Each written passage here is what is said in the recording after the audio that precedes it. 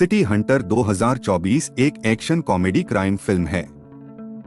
यह फिल्म के main character Playboy detective रियो साइबा पर आधारित है, जो अपने पार्टनर की मौत की इन्वेस्टिगेशन के लिए अपने पार्टनर की बहन काओरी के साथ मिलकर काम करता है।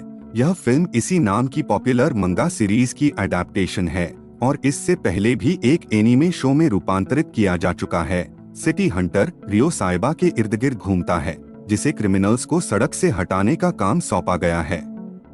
एक बोर्ड पर मैसेज मिलने के बाद रियो और हिदेयुकी माकिमुरा को एक फेमस कोस्प्लेयर कुरुमी को खोजने के लिए काम पर रखा जाता है।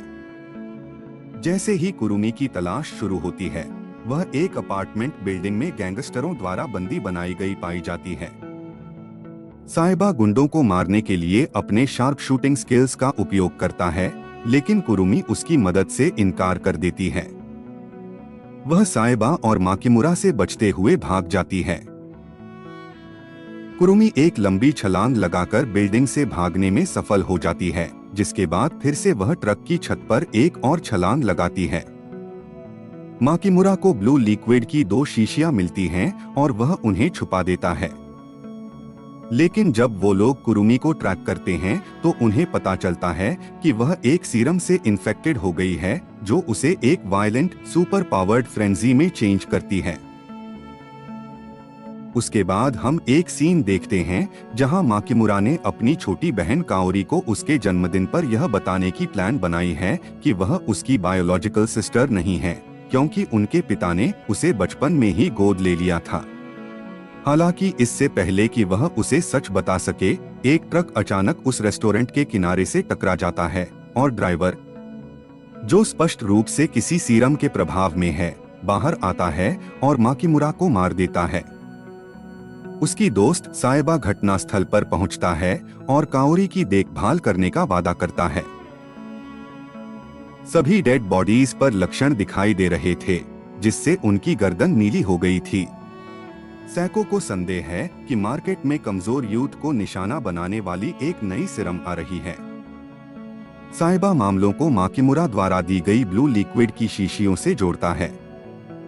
पुलिस लिक्विड की टेस्ट करता है और उन्हें पता चलता है लिक्विड लेने के बाद वो लोग वायलेंट और अग्रेसिव हो जाते हैं।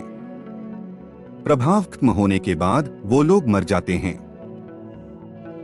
साइबा सिचुएशन का एनालिसिस करता है और निर्धारित करता है कि मिस्टीरियस लिक्विड एंजेल डेथ है, एक शक्तिशाली सीरम जो व्यक्तियों को अग्रेसिव वॉरियर्स में बदल देता है।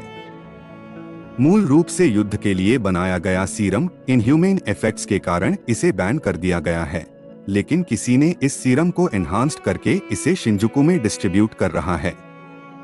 साइबा को संदेह है कि कोई व्यक्ति अभी भी इस पर काम कर रहा है, जिससे सीरम पहले से भी अधिक स्ट्रॉन्ग हो जाएगी। कुरुमी एक पॉपुलर कोस्प्लेयर अपने दोस्त केंटो के गायब होने पर चिंतित होकर उसने उसकी तलाश की और काले सूट पहने लोगों ने उसका अपहरण कर लिया। किडनैपिंग के बाद कुरुमी अपने साथ एंजेल डेथ सिरम की शीशियां लेकर लैबोरेटरी से भागने में सफल रही। इस सिरम ने उसे सुपर ह्यूमन पावर्स में बदल दिया। इसके वायलेंट इफेक्ट्स के बावजूद कुरुमी एक रेकलेस मॉन्स्टर नहीं बनी और प्रभाव खत्म होने के बाद भी उसने अपनी एबिलिटीज बरकरार रखी। कुरुमी टेस्ट में फर्स्ट सब्जेक्ट है जिसका शरीर एंजेल डेथ सीरम के साथ इंटीग्रेटेड हुआ है। सिटी हंटर के सेकंड हाफ में यह स्पष्ट हो जाता है कि एंजेल डेथ के क्रिएशन और डिस्ट्रीब्यूशन के पीछे का संगठन यूनियन टीओप है, जो सेंट्रल अमेरिका में बेस्ड है। एंजेल डेथ पर बैन के बावजूद यूनियन ने मानव जीवन के प्रति उपेक्षा दिखाते हुए फ्यूचर सेल्स से लाभ के लिए सीरम का विकास जारी रखा। फिल्म के एंड में हमें पता चलता है लोर नामक जापानीज कॉस्मेटिक्स एजेंसी के माध्यम से यूनियन शिंजुकू में एंजेल डेथ सीरम का प्रसार किया जा रहा है। साइबा कंपनी के गुंडों को हरा देता है और लोर बिल्डिंग की छत पर बॉस से भिड़ जाता है और बॉस मर जाता है।